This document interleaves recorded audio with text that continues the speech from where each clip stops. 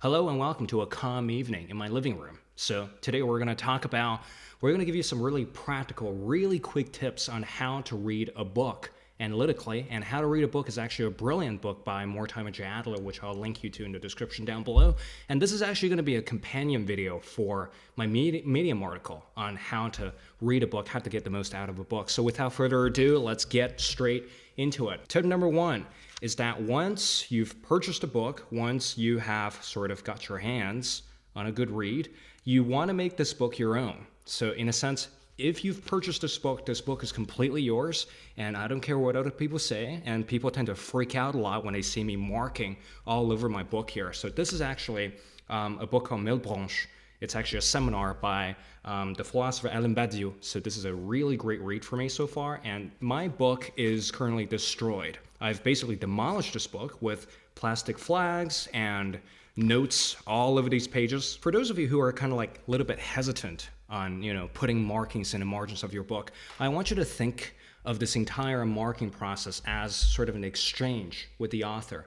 Because when you've purchased a book, when you decide to read this book, the idea that you're trying to get out of this book, it cannot happen without like a conversational exchange. And if you're a student of philosophy, you would have realized that the history of philosophy is just a whole bunch of conversations between philosophers. And if you're reading a non-fiction book of your choice, then you're basically engaging in a conversation with the author. So in a sense, when you're engaging in that sort of exchange, you want some sort of that transcript of that exchange. So this step number one, marking up the book, is going to serve as a transcript for you to converse with the author. So that's the right way to view it if you want to really mark up a book. For example, here, this page is absolutely demolished with my personal notes, and that's going to bring us to the second point, which is the process called signposting.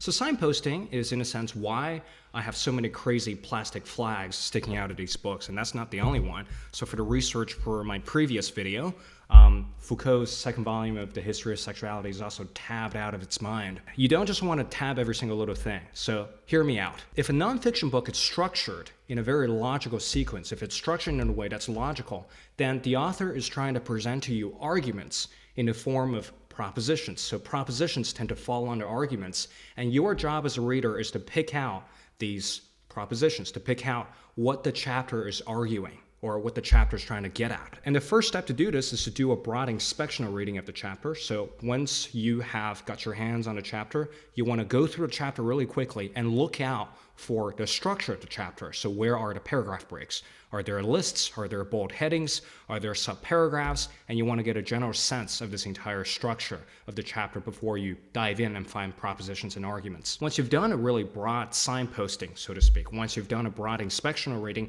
then reread the chapter again and use plastic flags and use a pencil and to underline anything that stood out to you. And these are mainly arguments and points that you want to grab onto as the central structure of your reading. So for example, one chapter here, after inspectionally going through this chapter, I've realized that this entire chapter actually fell under three main arguments. So I numbered these arguments in a sense in 1, 2, 3.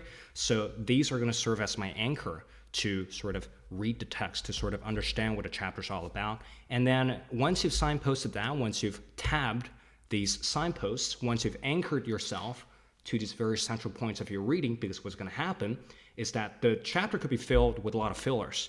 And the job of these signposts is to sort of group those fillers under these three main ideas so you don't get lost in a chapter. And after you've signposted this entire chapter, and after you've read through this entire chapter with your signposts, with your little plastic flags, I want you to flip open to the very back of the book. Usually there are some empty pages at the back of the book, so I want you to attempt to summarize the chapter with your little signposts. These are really brief notes. I encourage you to write these summaries in your own notes, and don't quote the author directly, because through forcing yourself to summarize the chapter in your own words, you're in a sense processing the chapter more analytically. So grab onto the signposts that you've tabbed using plastic flags, and then reread these signposts and attempt to sort of conjure up a summary at the very end of the book. These could look very elaborate, this could look very messy, and I even have diagrams here just to help me comprehend a chapter. And once you've done that entire summary,